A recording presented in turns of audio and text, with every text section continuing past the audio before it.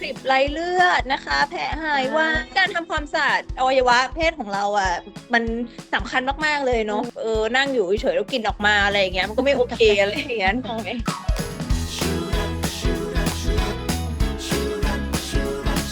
เดี๋ยวนี้คลิปก็เป็นคลิปไรเลือดนะคะแผลหายว่า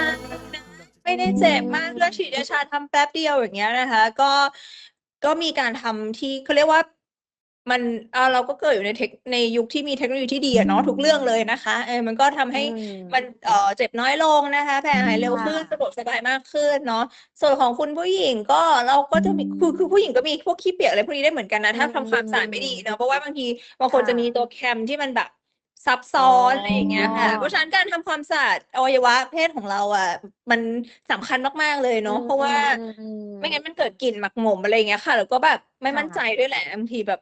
นั่งอยู่เฉยๆแล้วกลิ่นออกมาอะไรอย่างเงี้ยมันก็ไม่โอเคอะไรอย่างเงี้ยมองไหมค่ะเป็นเรื่องความมั่นใจเนาะ อืมเป็นเรื่องความมั่นใจด้วย